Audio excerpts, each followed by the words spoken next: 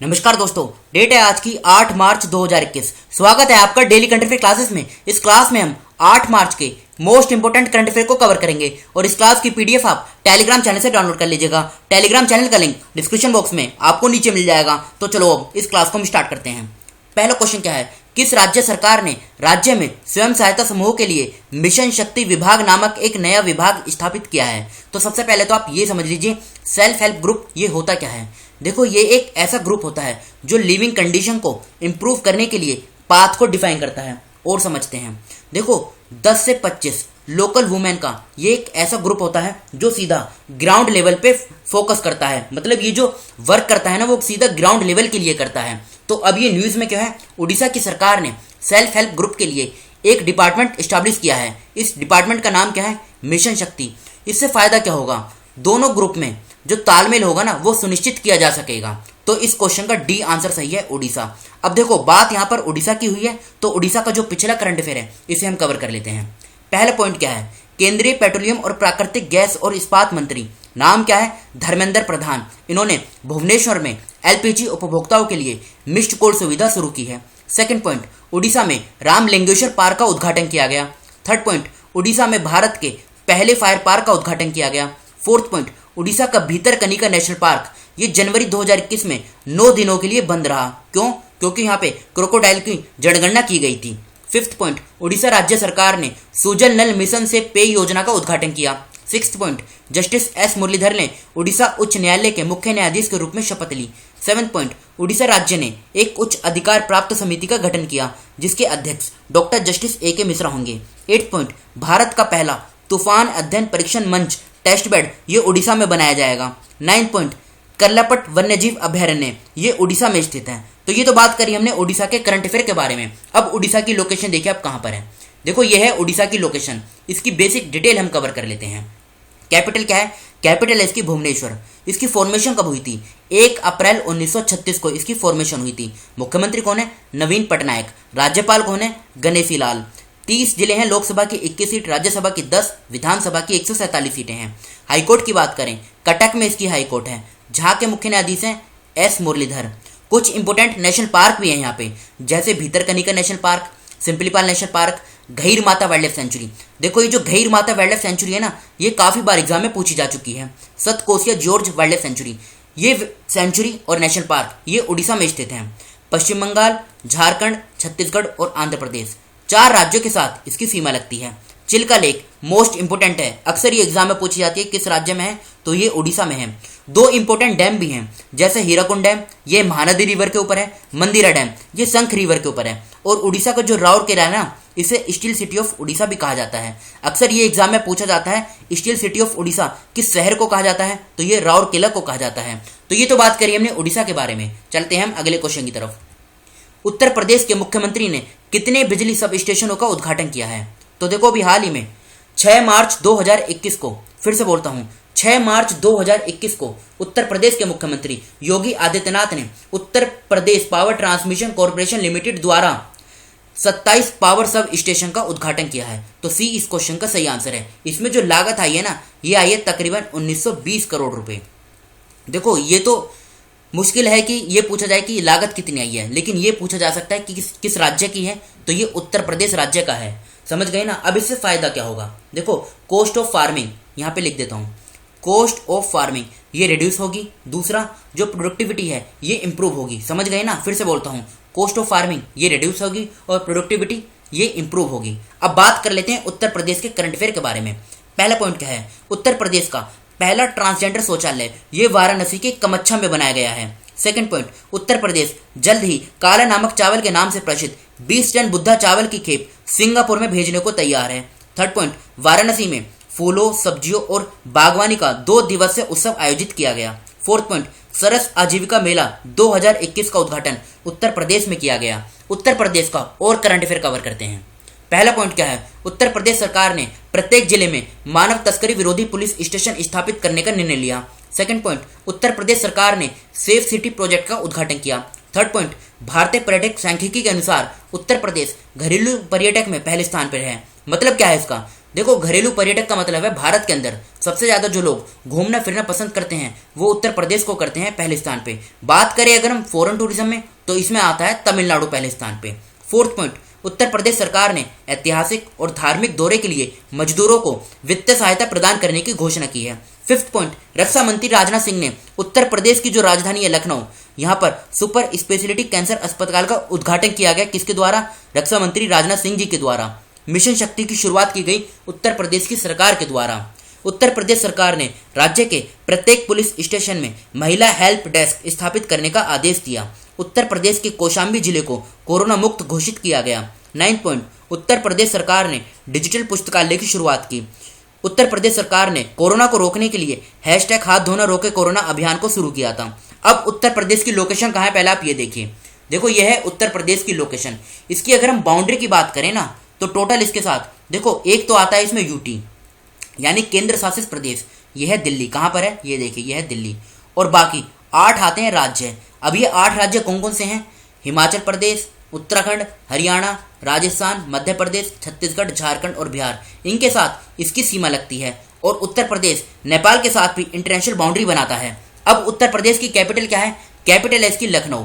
मुख्यमंत्री कौन है? योगी आदित्यनाथ। राज्यपाल कौन है? आनंदीबेन पटेल। 75 जिले हैं। लोकसभा की 80 सीट, राज्यसभा की 31, विधानसभा की 403, विधान परिषद की 100 सीटें हैं। ये सभी सीटें दूसरे राज्य के कंपैरिजन में उत्तर प्रदेश में सबसे ज्यादा हैं। फॉर्मेशन की बात करें, 24 जनवरी 1950 को इसकी फॉर्मेशन हुई थी। इलाहाबाद में इसकी हाई कोर्ट है, जहां के मुख्य न्यायाधीश हैं गोविंद माथुर। दुधवा नेशनल पार्क और पीलीभीत टाइगर रिजर्व, ये दोनों उत्तर प्रदेश में स्थित हैं। चलते हैं हम अगले क्वेश्चन की तरफ।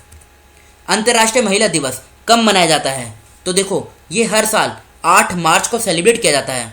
मकसद क्या होता है बनाने का? वुमेन की जो इकोनॉमिक, सोशल, कल्चरल और पॉलिटिकल अचीवमेंट है उसको ये रिकॉग्नाइज करता है। तो सी इस क्वेश्चन का सही आंसर है। ये 8 मार्च को सेलिब्रेट किया जाता है हर साल। अब देखो, डेज वाली बात हो रही है तो 1 मार्च को मनाया जाता है क्या? शून्य भेदभाव दिवस। 3 मार्च को विश्व वन्य जीव दिवस मनाया जाता है और विश्व श्रवण दिवस मनाया जाता है। 4 मार्च को राष्ट्रीय सुरक्षा दिवस मनाया जाता है। ये तो बात करी हमने मार्च वाले डेज की। अब लगे हाथ जो फरवरी के इंपॉर्टेंट डेज है ना, उनको भी हम कवर कर लेते हैं। जैसे 1 फरवरी को सेलिब्रेट किया जाता है क्या? भारतीय तटरक्षक दिवस। 2 फरवरी को वर्ल्ड वेटलैंड डे और थीम क्या है इस बार इसकी? Wetlands and water. 4 फरवरी को वर्ल्ड कैंसर डे, थीम क्या है? I am and I will. 9 फरवरी को सुरक्षित इंटरनेट दिवस। 10 फरवरी को विश्व दलहन दिवस मनाया जाता है। 11 फरवरी को विश्व यूनानी दिवस मनाया जाता है और पंडित दीनदयाल उपाध्याय की पुण्यतिथि पर समर्पण दिवस भी मनाया जाता है। 12 फरवरी को स्वामी दयानंद सरस्वती जी की जयंती मनाई जाती है।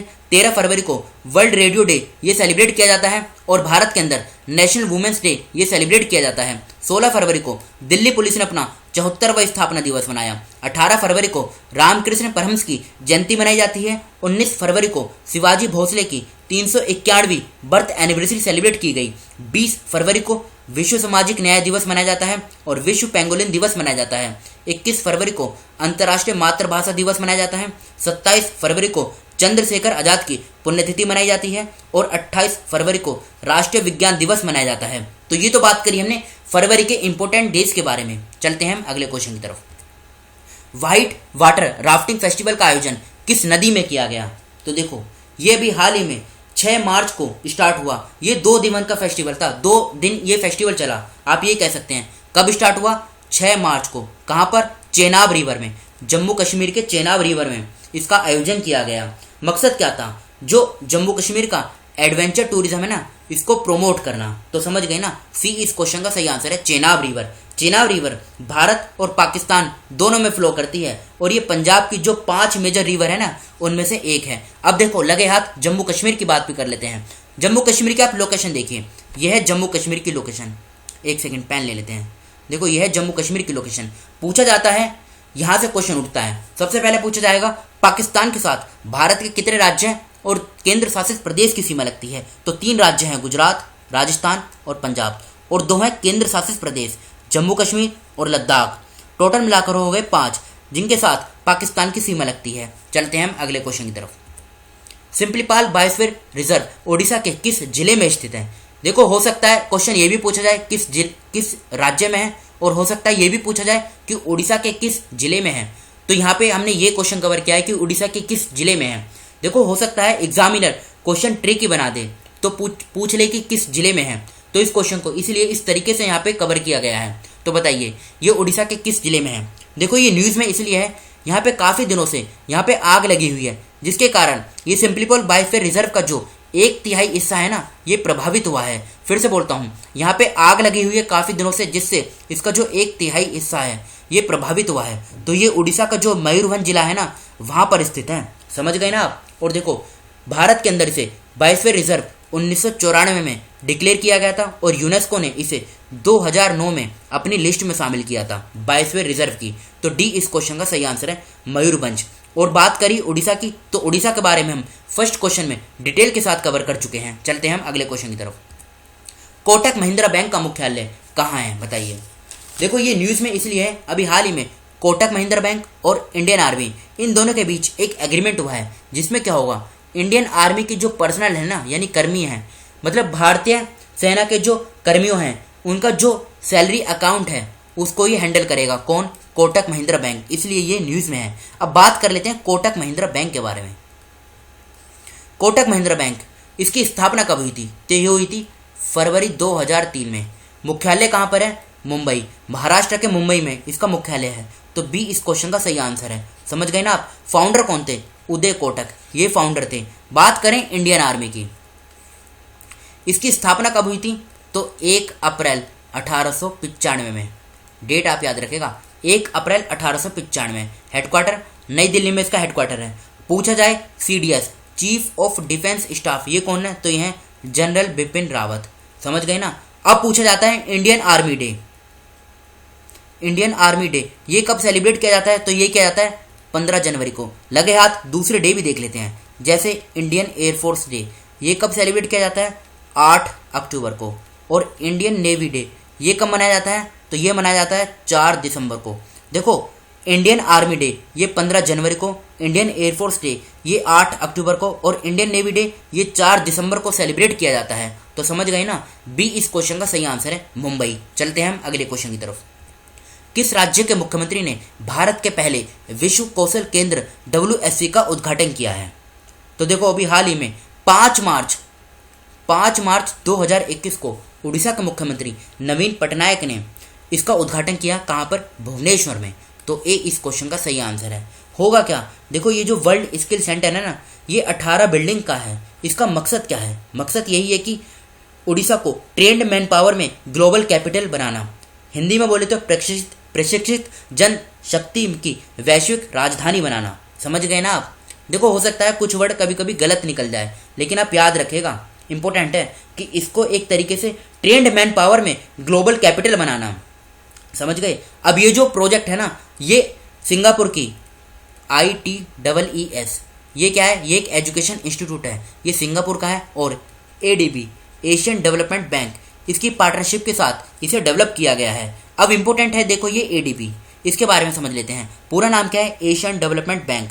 फॉर्मेशन कब हुई थी? 19 दिसंबर 1966 को। हेडक्वार्टर फिलीपींस की कैपिटल मनीला में, जहाँ पर एक जगह है मंडलियोंग।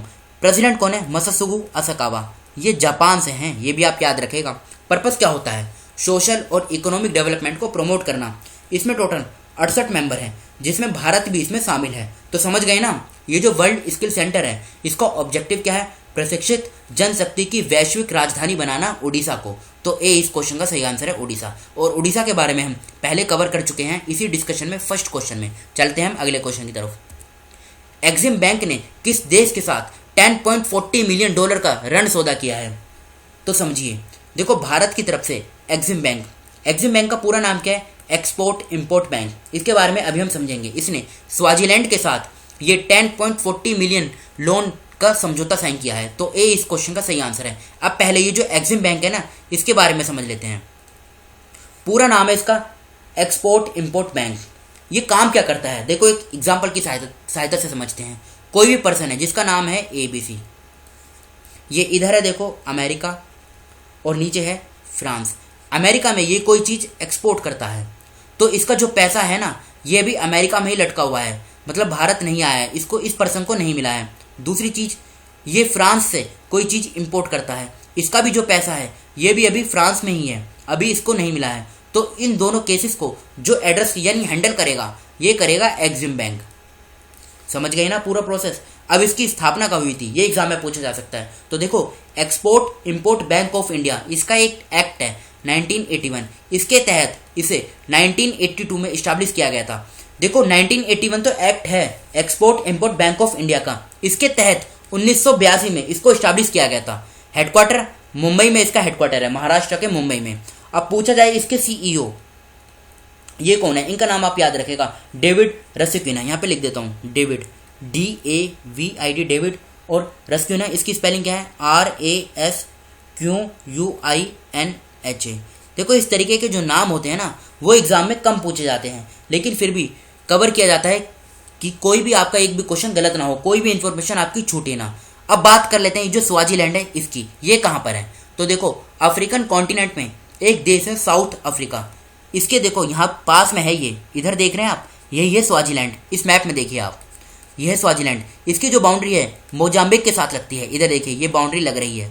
इसकी अगर हम कैपिटल की बात करें तो देखो इसकी दो कैपिटल है, एक तो ये देखिए आप, ये इसकी मबाने, यहाँ पे भी लिखा हुआ है, ये इसकी एडमिनिस्ट्रेटिव कैपिटल है। दूसरी है लोबाम्बा, ये इसकी लेजिस्लेटिव कैपिटल है। देखो यहाँ पे गलत लिख दिया है, यहाँ पे आएगा क्या, एडमिनिस्ट्रेटिव कैपिटल है। समझ गए ना आप। और प्रधानमंत्री कौन है, थिम्बू एन मसुकू। देखो बहुत कम चांस है कि इस देश के बारे में पूछा जाए, हो सकता है इस प्रकार से पूछा जाए कि ये किस कंटिनेंट में है। देखो ये जो देश होते हैं ना ये कम न्यूज़ में होते हैं, तो इनके बारे में ज़्यादा डिटेल आपको कवर करने की जरूरत नहीं है। बस इतना आप याद रखिए, ये साउथ अफ्रीका में है, साउथ अफ्रीका के पास में ही, मतलब 3 साइड से तो ये साउथ अफ्रीका से घिरा हुआ है और एक साइड से ये मोजाम्बिक में है। एग्जाम में पूछा जा सकता है क्या यूरोप में है, नॉर्थ अमेरिका में है, एशिया में है, या फिर अफ्रीकन कॉन्टिनेंट में है। तो ये अफ्रीकन कॉन्टिनेंट में है स्वाजीलैंड। चलते हैं हम अगले क्वेश्चन की तरफ। फूड वेस्ट इंडेक्स रिपोर्ट 2021 के अनुसार दुकानों, घरों और रेस्टोरेंट में उपभोक्ताओं के उपलब्ध भोजन का कितने प्रतिशत सिर्फ फेंका जाता है, तो बताइए। तो देखो जितना खाना उपलब्ध होता है ना उसका 17% ये तो सिर्फ वेस्ट हो जाता है। तो बी इस क्वेश्चन का सही आंसर है। और एक रिपोर्ट आई थी अभी यूएनईपी की, यूएनईपी, इसके बारे में अभी हम समझेंगे। इसके द्वारा एक रिपोर्ट जारी की गई थी, क्या, फूड वेस्ट इंडेक्स रिपोर्ट 2021। इसके द्वारा ये कहा गया कि एक साल के अंदर 930 मिलियन टन जो खाना है ये वेस्ट किया जाता है हर साल। समझ गए ना। अब देखो यहाँ से आप 2 फैक्ट याद रखेगा। कौन कौन से फैक्ट, एक तो यूएनईपी, इसके बारे में पहले हम समझ लेते हैं। यूएनईपी पूरा नाम क्या है, United Nations Environment Programme, Hindi में बोले तो संयुक्त राष्ट्र पर्यावरण कार्यक्रम। स्थापना कब हुई थी, 5 जून 1972 में। इसलिए 5 जून को वर्ल्ड एनवायरनमेंट डे ये सेलिब्रेट किया जाता है। हेडक्वार्टर कहाँ पर है, केनिया की कैपिटल है नायरोबी, यहाँ पर इसका हेडक्वार्टर है। समझ गए ना। एग्जीक्यूटिव डायरेक्टर की बात करें तो एग्जीक्यूटिव जो डायरेक्टर है ये है इंगेर एंडरसन, और ये जो इंगेर एंडरसन है ना ये डेनमार्क से बिलोंग करते हैं। ये तो बात करी हमने यूएनईपी के बारे में। अब 2 सस्टेनेबल डेवलपमेंट गोल, इनके बारे में आपने सुना होगा। इनको 2030 तक अचीव करना है, ये लक्ष्य रखा गया है। अब इसके 2 गोल आप याद रखेगा, शुरू के 2 कौन कौन से, एक तो है नो पॉवर्टी, मतलब पॉवर्टी को एलिमिनेट करना, और दूसरा है जीरो हंगर, यानी भूखमरी, इसको जीरो कर देना। तो इन दोनों गोल को आप याद रखेगा। और बी इस क्वेश्चन का सही आंसर है 17%। चलते हैं हम अगले क्वेश्चन की तरफ। एक थाली एक तरकारी योजना किस राज्य की है, बताइए। देखो इस प्रकार की स्कीम एग्जाम में पूछ ली जाती हैं, तो बताइए ये किस राज्य की है। तो यह है देखो उत्तर प्रदेश की। तो डी इस क्वेश्चन का सही आंसर है उत्तर प्रदेश। ये स्कीम जो है ना ये किसानों के लिए है, जिससे क्या होगा, कम दाम पर जो न्यूट्रिशियस वेजिटेबल होंगी ना, यानी पौष्टिक सब्जियां वो उपलब्ध हो सकेंगी, जिससे क्या होगा, किसानों की जो इनकम है ये भी इंक्रीज होगी। मतलब अगर इनडायरेक्टली देखा जाए तो उनकी जो इनकम है वो भी इंक्रीज होगी। तो डी इस क्वेश्चन का सही आंसर है उत्तर प्रदेश। उत्तर प्रदेश के बारे में हम इसी डिस्कशन में डिटेल के साथ कवर कर चुके हैं। ये तो थे हमारे आज के करंट अफेयर। अब कल के क्वेश्चन जो आपसे पूछे गए थे उन्हें हम कवर कर लेते हैं। पहला क्वेश्चन क्या पूछा गया था, मार्च 2021 में लाल चावल की पहली खेप अमेरिका के लिए रवाना किया गया। आयरन से भरपूर लाल चावल किस राज्य में उगाया जाता है, तो ये असम में उगाया जाता है। असम की जो ब्रह्मपुत्र वैली है वहां पर। सेकंड क्वेश्चन, मां बमलेश्वरी देवी टेम्पल किस राज्य में स्थित है, तो ये छत्तीसगढ़ में है। गुजरात सरकार ने कितने मेगा कपड़ा पार्क स्थापित करने की घोषणा की है, तो ये करेगा 2 मेगा कपड़ा पार्क। किसने चेतावनी दी है कि 7 बच्चों में से कम 1 पर कोविड-19 महामारी के दौरान घर पर रहने वाली नीतियों से उनके आंशिक स्वास्थ्य और कल्याण पर असर पड़ा है, तो ये पड़ा है यूनिसेफ के एक रिपोर्ट के द्वारा, ये न्यूज आई थी सामने।